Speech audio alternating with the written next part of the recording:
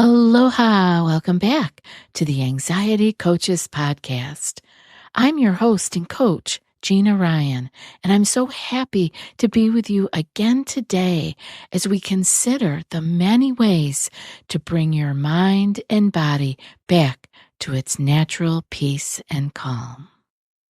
In today's episode, I'm talking about when worry meets food. This is exploring the anxiety and disordered eating link. Often people use the term eating disorders. I'm going to use disordered eating or eating disorders interchangeably here. I am not diagnosing anyone with anything, not with anxiety and not with eating disorders, but we can understand these things so that we can see how we might be picking up some behaviors that are in those disorders, and we can work on our issues and move forward before we take that slippery slope down. So we're going to explore today the connection between anxiety and eating disorders. Now, for over 12 years, I worked as an eating disorder nutrition educator or nutritionist here on Maui, serving both intensive outpatients and residential patients. And before that, I provided nutrition education to private clients in New York and Spa Mirbeau. So during my career, I noticed a common thread. Every client I worked with was dealing with some level of anxiety when they came in for disordered eating or eating disorders. Now, this realization led me to shift my focus toward anxiety itself, as it had been a personal struggle for me, the anxiety. But I did not have the eating disorder piece. My anxiety manifested in different ways, but I had this real understanding of these people I was working with, even though I had not had an eating disorder. Often clients would ask me what my eating disorder was, because there are so many different flavors of an eating disorder, as we will discuss in a little while. But I had no answer for that because that had not been my issue. Anxiety was my issue. They related to me and felt that I got them on this deep level, and that was true, but it was not through the eating disorder. It was through the anxiety. And this is how I began to understand that anxiety was the underlying issue way more than the food piece, or it's a way of coping. And I think you're going to really get that as we go on here. Anxiety can drive people to develop various coping mechanisms. And while not everyone with anxiety develops an eating disorder, most individuals with eating disorders experience anxiety. This connection helped me to understand why I could relate so well to my clients. Although I didn't have a personal history of eating disorders, I deeply understood their anxiety on a very personal level. So let's dive in and get some of the nomenclature out of the way here. Anxiety can manifest in various ways beyond eating disorders. So here's a list of some other manifestations of anxiety. See if you have this 1, 2, or 3. They can overlap, or if food has been your issue. One would be having generalized anxiety disorder, just that persistent worry about various aspects of life. Or a panic disorder, meaning recurrent, unexpected panic attacks. Perhaps what you struggle with is social anxiety disorder, that being the intense fear of social situations. We could also discuss in this list specific phobias, extreme fear of particular objects or situations. Maybe it's obsessive compulsive disorder. This is another flavor of anxiety.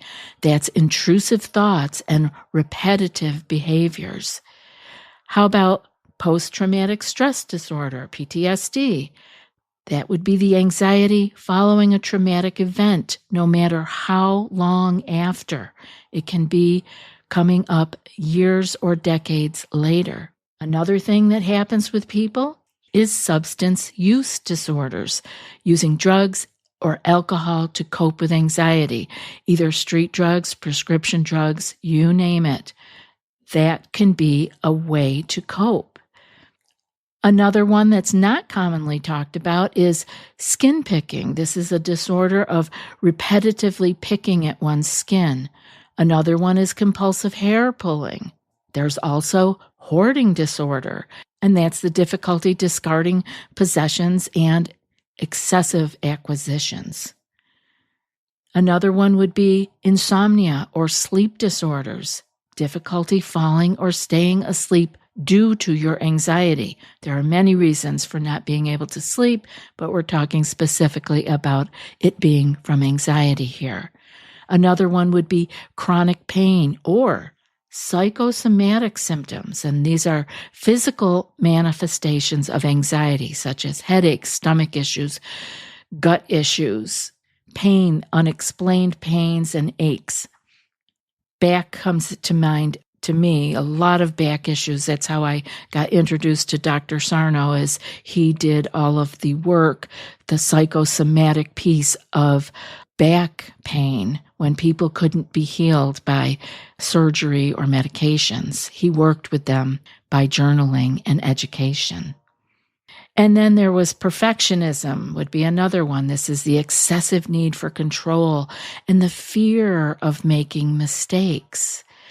Procrastination is another flavor of anxiety, avoiding tasks due to anxiety about your performance and not getting anything done.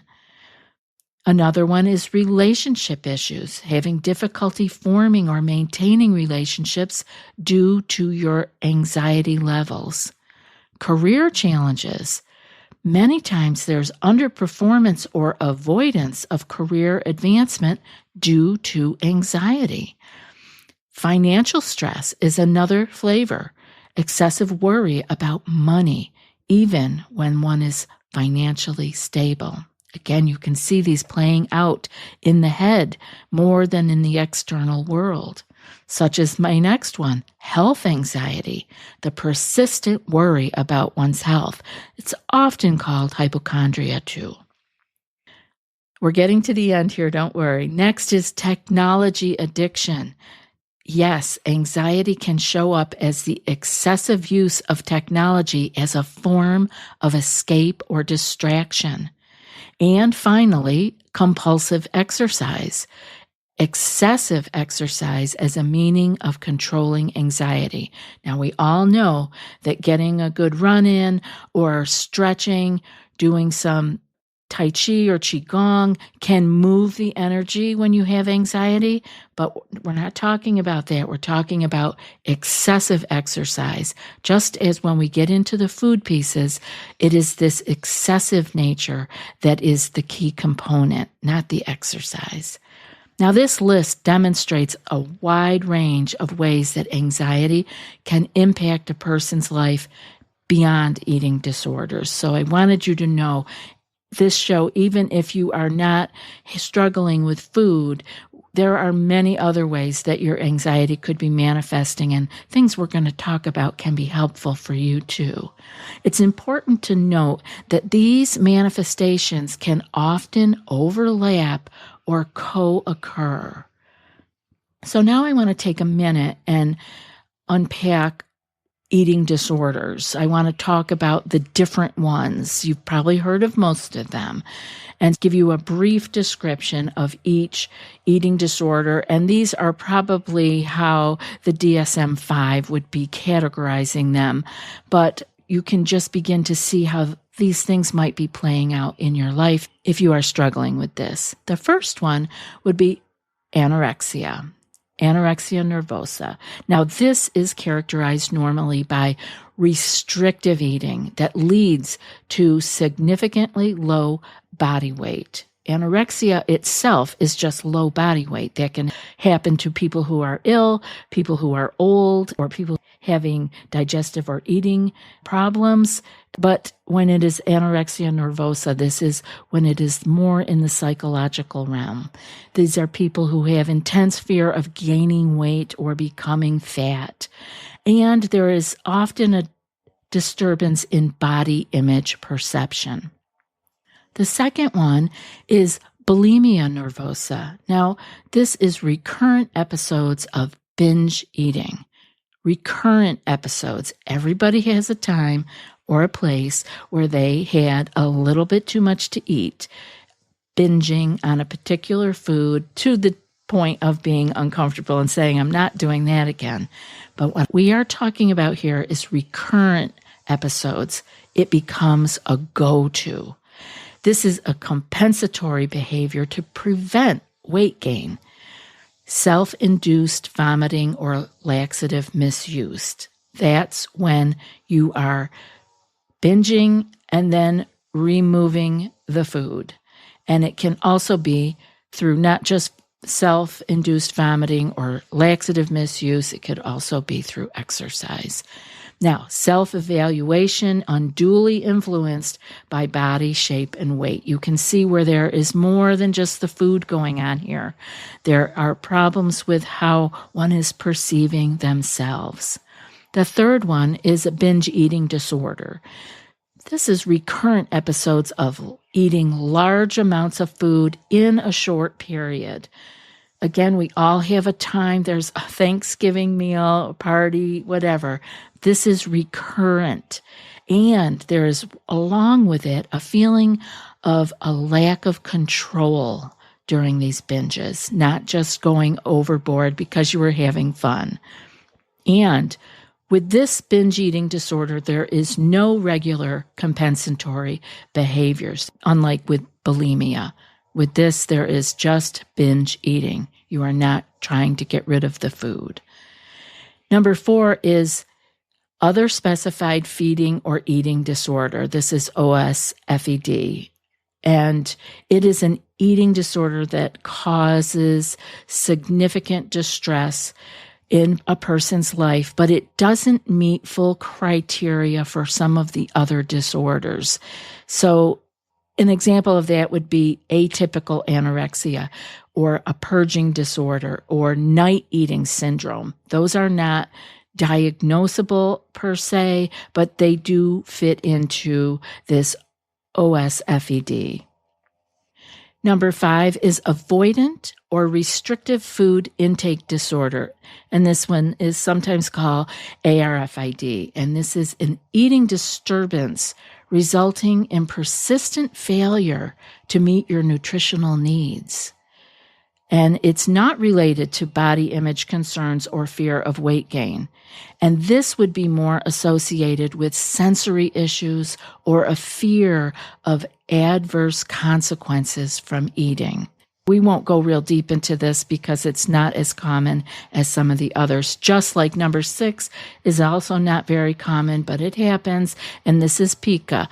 This is persistent eating of non-food substances for at least a month. Now, this behavior is inappropriate to the individual's development level, not a part of a culturally supported practice. So you can see there are some things that could be teased out here. But again, this is not as common as some of the others.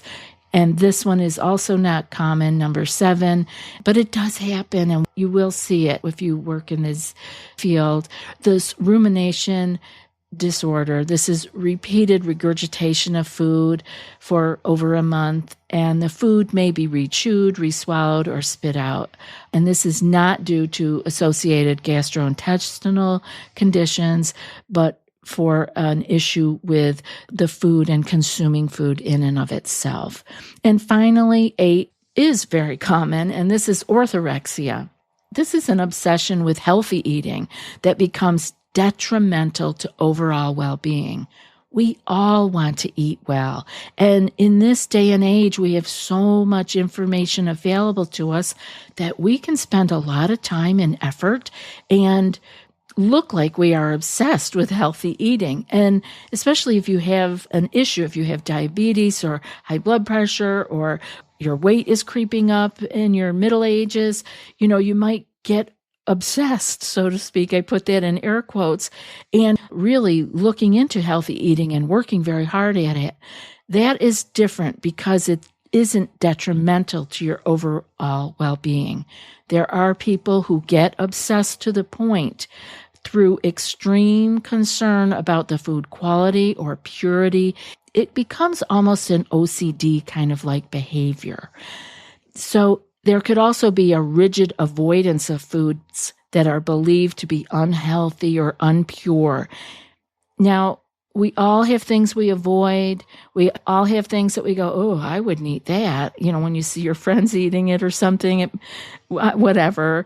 I'm not going to get specific here, but that's different than having it be a rigid avoidance. This is what you want to understand here. And this one, orthorexia, is not officially recognized in the DSM-5, but it is increasingly discussed in clinical settings, and it is very, very common. I will say that. So moving along here, I want to discuss that anxiety often co-occurs with eating disorders. Like I was saying, what I was seeing in my own private practice and working at the eating disorder centers. Studies show that a significant percentage of individuals with eating disorders also experience anxiety disorders. And some of the estimates suggest that up to 65% of people with eating disorders have an anxiety disorder at some point in their lives. And I think that estimate is kind of low, but that may just be my own opinion of what I have seen. Now, I worked with therapists and physicians and psychiatrists, and so they were all people in there that were diagnosed. And so maybe they had anxiety, but they weren't diagnosed with anxiety disorder at that point. Now, types of anxiety disorders are all over the map. There are various disorders that can co-occur with the eating disorders. So you could have an eating disorder and generalized anxiety disorder, or social anxiety, or panic disorder, if you see what I mean. They can be coming together. And a lot of these things, they cross over each other. And the anxiety disorders often precede the onset of the eating disorder. That's why I think this is so important to talk about. This suggests that anxiety might be a risk factor for developing an eating disorder. And some of the shared symptoms of both conditions can involve excessive worry or fear, perfectionism, obsessive thoughts, and compulsive behaviors. Both of those share those symptoms, both the eating disorders or disordered eating and anxiety behaviors.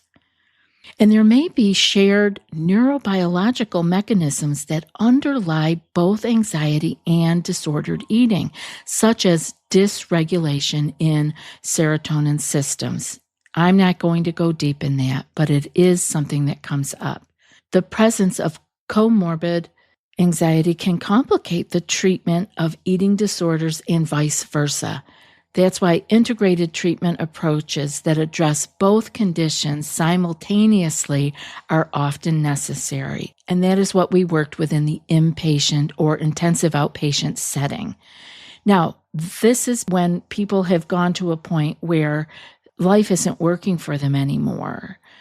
So that's why I want to bring this all to light, because I don't want any of you to get there. You can catch these things early on and deal with it versus going down the wormhole with both anxiety and disordered eating. Some research suggests that higher levels of anxiety are associated with more severe eating disorder symptoms.